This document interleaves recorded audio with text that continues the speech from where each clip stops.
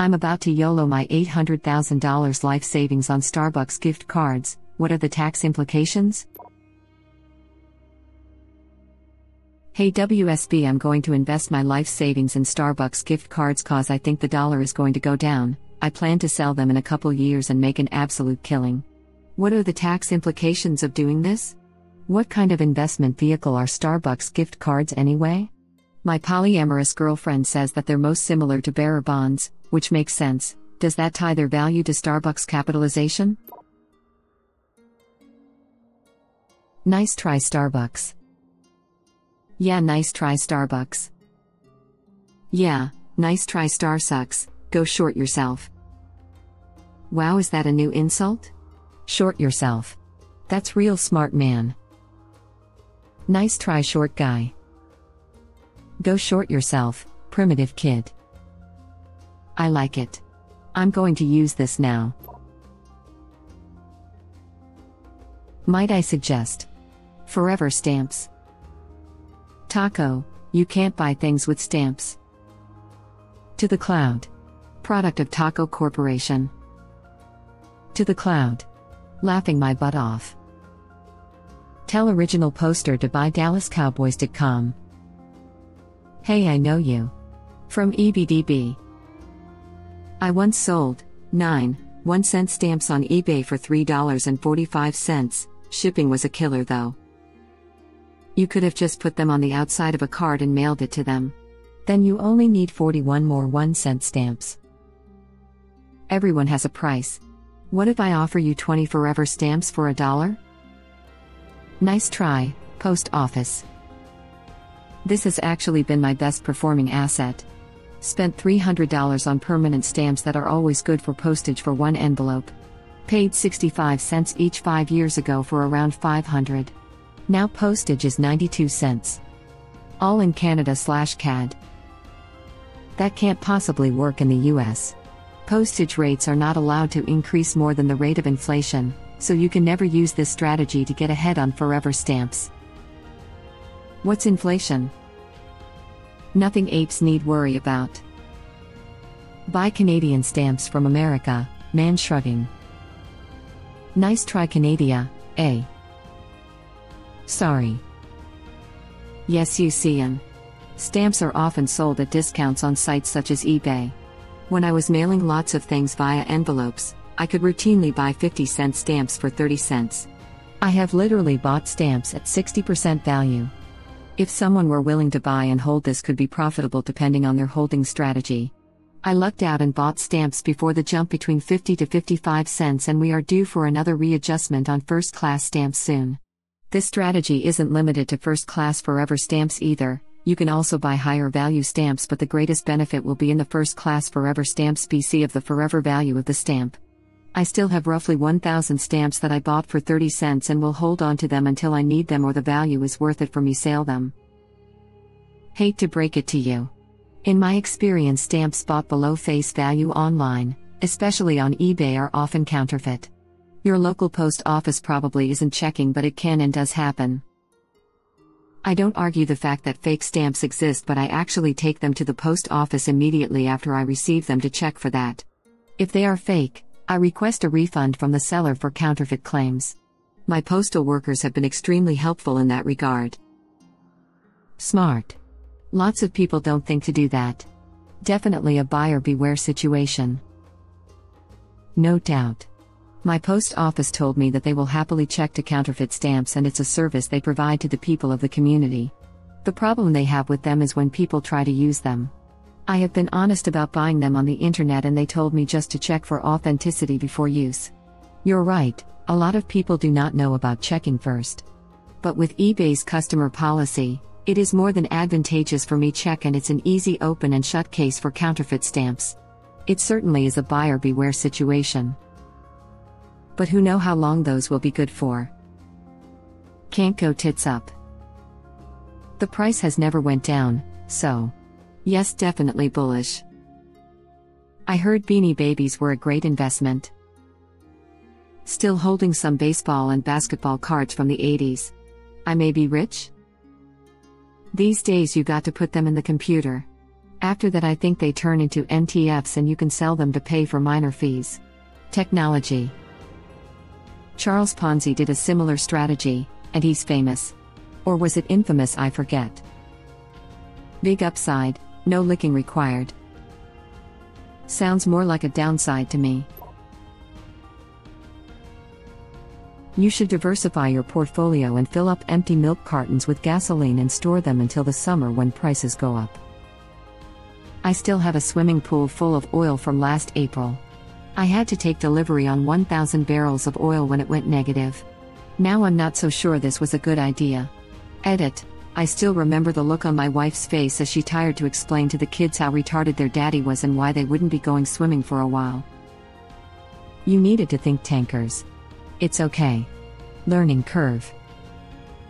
There were no tankers, that's how I got such a good deal. When they paid me, I spent the money on a Gutra and walked around in my house like the Saudi prince until I found a minor miscalculation on the road to riches.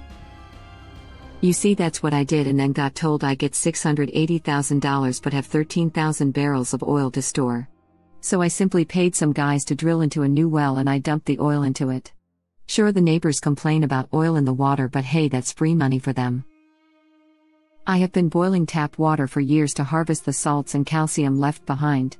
My thinking is that one Halloween the skeletons will finally revolt and I don't want to be the one left without calcium to offer up for strong bones. I would be so mad if I also had to process crude oils just to get to the calcium.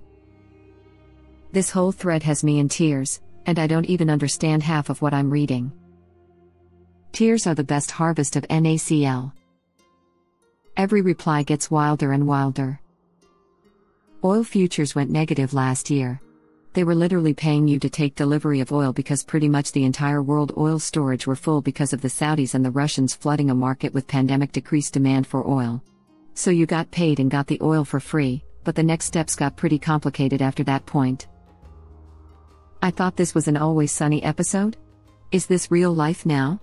Am I in an Always Sunny episode? It was an Always Sunny episode. Then it actually happened in real life last year. Yes.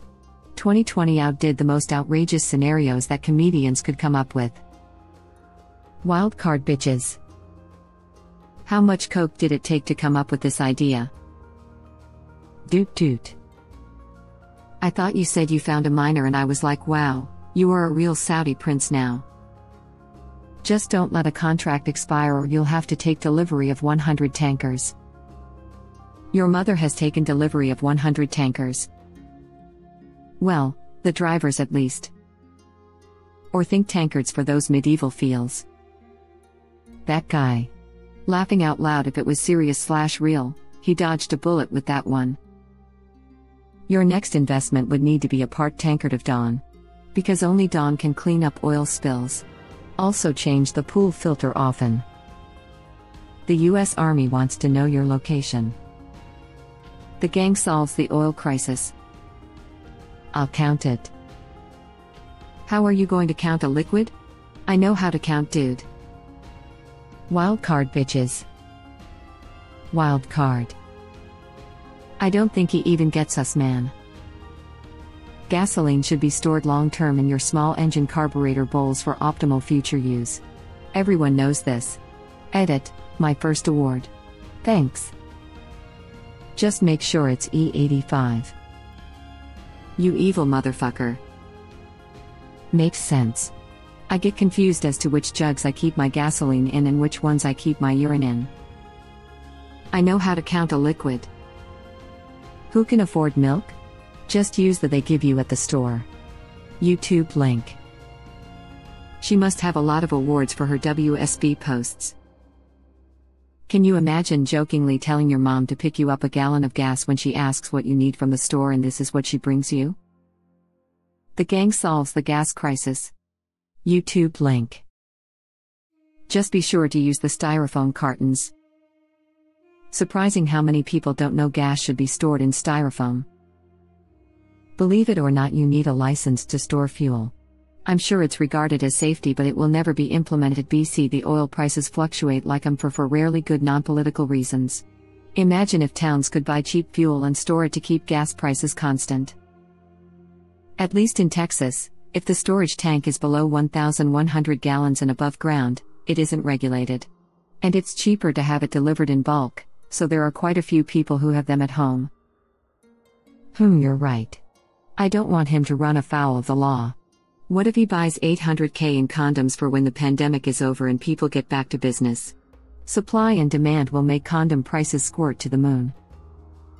If you poke a hole in them, you can wait till condom news boosts the market, then buy baby product call options as their price falls, wait 9 months greater than $. Quit hogging all the chromosomes. Mom said it's my turn on the chromosomes. Ask Dad for them back. Good luck. Huge never came back from the store. He said to ask Mom. The best genetics, no one has as much genetic material as me folks. Some people say put him in the CRISPR. Those people are bad people, they don't have genetics as crisp as mine. Huge chromosomes. This just made me spit my drink out FYI. This is the best insult I've ever seen. Spilled my coffee, you bastard. Sounds like you need a Starbucks gift card. Yeah, nice try coffee. This was unexpectedly fantastic LOL. Bravo.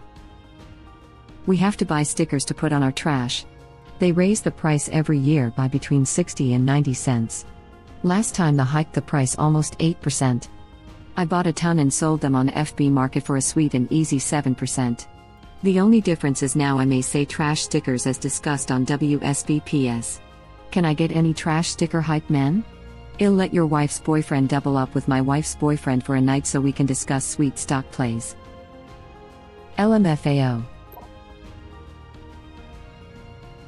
Dude, terrible idea. The only legit hedge against inflation is mint inbox Legos, anything else is just a gamble.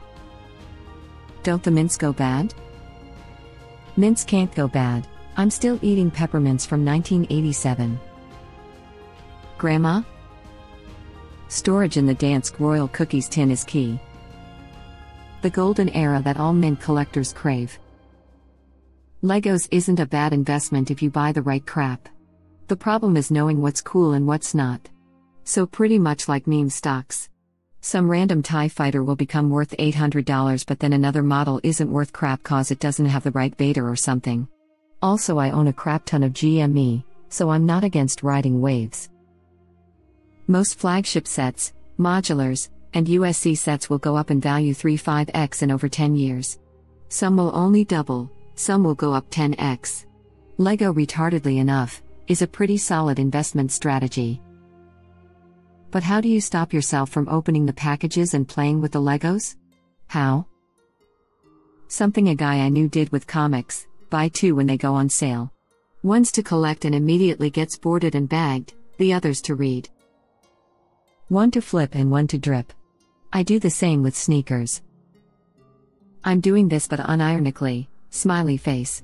Looks at Nib Ninjago City set. Can I introduce you to Beanie Babies? You can buy the dip. I tried to buy one for my girlfriend in '99 at a kiosk inside a Vegas casino. They wanted something like $1,000 for it. Needless to say, I told the guy to get bent. Good thing, too, because it's worth about 75 cents now. As someone trying to get rid of their mother's Beanie Baby collection, can confirm. Now if only my mom listened to 9-year-old me regarding Charizard cards, they were just $100 back then. What a worthy investment. And to think I traded away my best Pokémon cards for a binder of DBZ cards in 2001-ish and then gave away the rest of my like 3,000 Pokémon card collection to a friend back in 2004 to 2005. I gave away a binder full of holographic cards way back in the day at a garage sale for my parents. All variations of the original 150. Mostly the original release and a few fossil holographic cards. They were all of great quality as they were kept in good condition. So many good cards. Kill me. Multiple Charizards. Got you both beat. Gave away my binder to my little brothers when I went away to college during that brief too cool phase. All 151 originals in Pokédex order, that's all there was back then. Little shits left it outside in the rain. I've never been more mad for anyone in my life. My little brother was retarded too. I insisted on taking their binders of cards since they stopped caring about them long ago. That's 75 cents more than what you're left with after using the $1,000 anywhere else in the casino. Yeah, but at least I'd have some fucking fun. You've clearly never played King of the Beanie Baby Hill. It was worth 75 cents then too, laughing out loud. Thank you for watching. Please subscribe to be the first to know about Red Rabbit Reader's new videos. If you like our videos, please like them on YouTube and share them with your friends. We welcome your comments below. Press to start another of our videos.